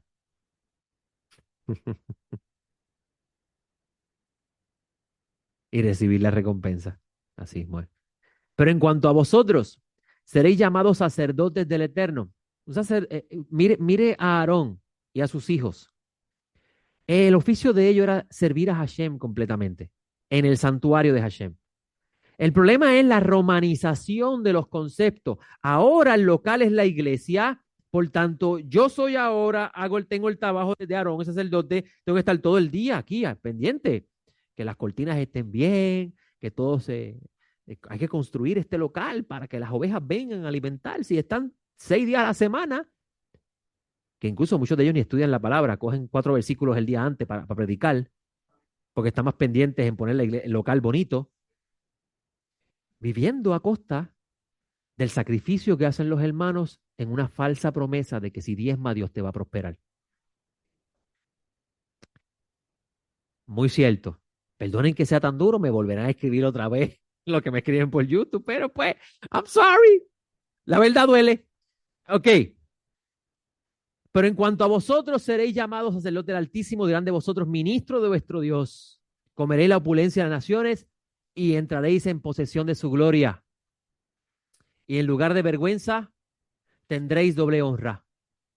En vez de humillación, gritarán de júbilo por su herencia. Por tanto, poseerán el doble de su tierra y tendrán alegría perpetua. Porque yo, Adonai, amo la justicia, aborrezco la rapiña para el holocausto. Pero a aquellos le daré su salario fielmente y haré con ellos un pacto perpetuo. Su descendencia será célebre entre las naciones y sus vástagos entre los pueblos. Y los que vean reconocerán que son el linaje que bendijo Hashem. Con sumo gozo me regocijará en el Eterno, y mi alma se alegrará en mi Dios, porque me ha vestido con ropa de salvación, me ha cubierto con el manto de la justicia, como el novio y el sacerdote se visten espléndidamente, y como la novia engalana con sus joyas. Y ahí lo voy a dejar porque el tiempo ya no me da para más, pero tienen varias páginas más, son 14 páginas, creo que son 14 páginas. Así que usted tiene tarea para estudiar ahí. Y si le surge alguna pregunta, escríbame o escríbame o me lo hace el próximo Shabbat. Y mire lo que escribe aquí un amigo. Bueno, naranja va, entonces me voy a poder comprar el Maserati. Ahí no lo sé. No, eso lo añadí yo, lo que puso ahí comprarse el Maserati. Eso de los que están cogiendo los diezmos de la gente para sus lujos. Hablando de eso un poco, no sé si ustedes tienen conocimiento de ese caso del joven de Puerto Rico que empezó a hacer campañas en diferentes lugares de apellido Lanause, que es un joven que se hizo famosísimo en todos lados predicando Y en estos días recientes ha salido escándalos de él muy lamentables. Entre ellos está en que le profetizó a un niño y le rompió el celular y prometió comprarle otro y no se lo ha pagado todavía. Y el último escándalo que salió de él fue que recogió dinero para invertir en las criptomonedas y no le ha devuelto el dinero a los feligreses. Y la esposa anda operada y todo lo demás relacionado con el mundo del placer. ¿Y sabes por qué eso pasa? Porque seguimos perpetuando lo que no es bíblico. El que se sienta a enseñar tiene que trabajar para buscarse su alimento.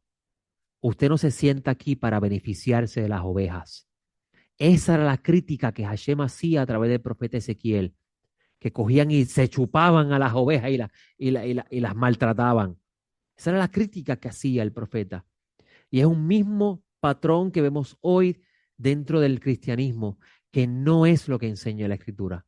Por eso es que yo le digo a ustedes, y espero que ahora me entiendan más de lo que me han entendido. Mientras yo esté aquí sentado para enseñar y Hashem así lo decida, yo seguiré trabajando.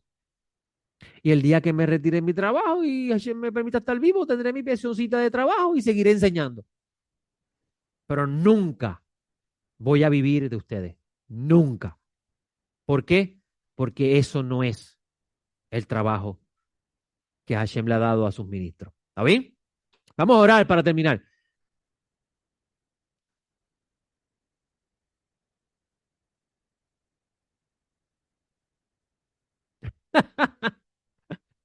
Asar el pollo para sacar el dinero. Sí, sí. Y a vender empanadillas y todo eso para construir megas edificios que eventualmente van a ser destruidos. Porque eso no es eso.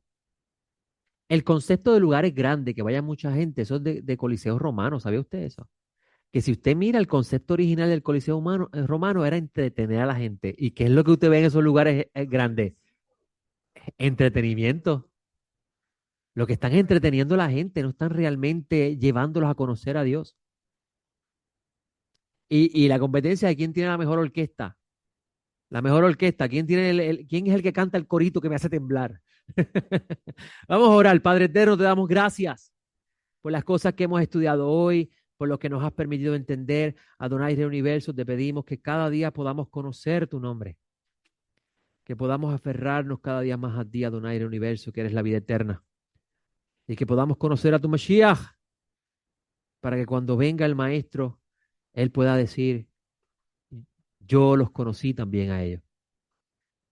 Gracias, Padre eterno, por tu bondad y por lo que estamos viviendo en estos tiempos, porque sabemos que aunque no sabemos exactamente cuándo será la redención, sabemos que Mashiach está cerca. Gracias por abrir las puertas de la sabiduría y el conocimiento a esta generación. Y yo te pido, Padre eterno, que nos des fuerzas cada día para continuar. Y que el que vaya a ver este video más adelante, Padre eterno, o escuchar este audio, puedan ser abiertos sus ojos y sus oídos para poder entender las maravillas que hay en tu Torah. En los méritos y el nombre de nuestro amo, el gran Maestro de Israel, el Redentor Yeshua Mashiach. Amén. Bueno, gracias por acompañarme en este Shabbat. Nos vemos con el favor de Hashem el próximo Shabbat. Un abrazo a todos ustedes. Y recuerde que el aceite que recibió hoy es para llevárselo para su casa y llevárselo para el trabajo, para que siga alumbrando, no es para que lo engavete. Hashem los cuide. Buena semana.